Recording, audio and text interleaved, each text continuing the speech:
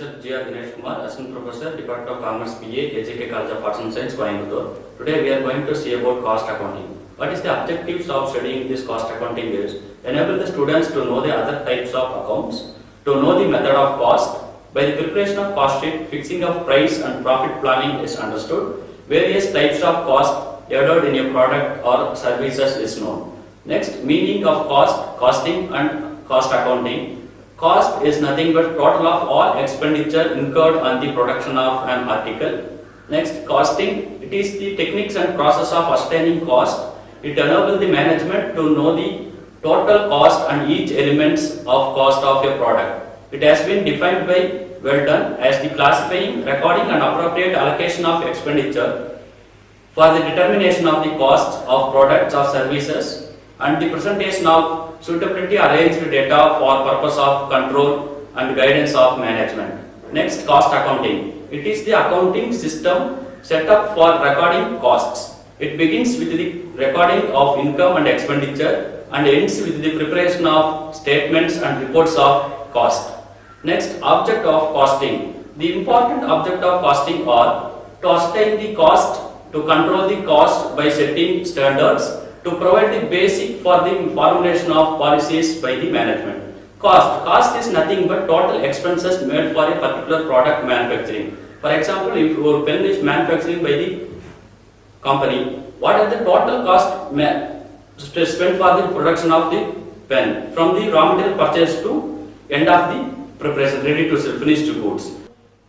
Next, we are going to see about elements of cost. First, direct materials. All those materials which can be easily identified as chargeable to a particular product, job or process are known as direct materials. Example, timber used in furniture, paper used in notebooks, etc. Next, direct labor. All those labors are labors who can be easily identified as attributable to a particular job, production process are known as a direct labor.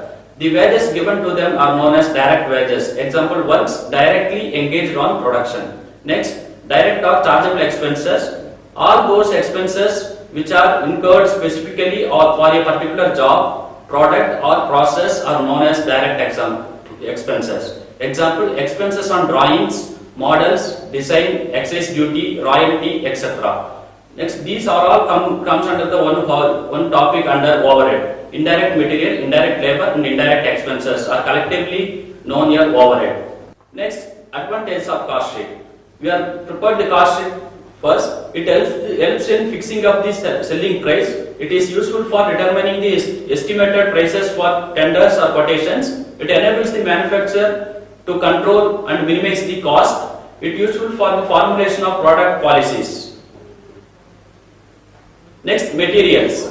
Material is nothing but which types of goods are used for a production. Example, raw materials.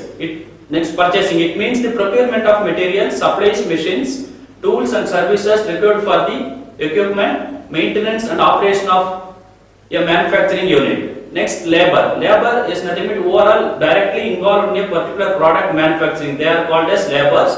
That's labor cost. It includes the following items of expenditure incurred on workers by the employer.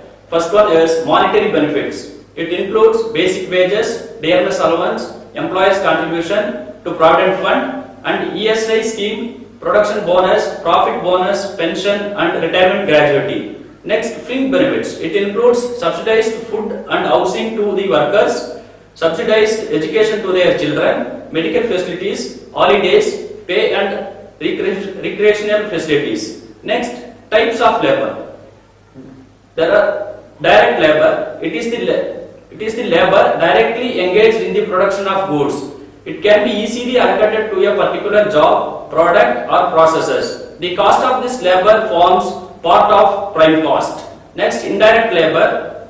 It is the labor which indirectly helps the direct labor engaged in production. Its cost cannot easily be allocated or identified. The cost of this labor will be included in the overhead. Example, supervisors, storekeepers, watchmen, etc. These types of labors are indirectly helped to the direct labors to the production.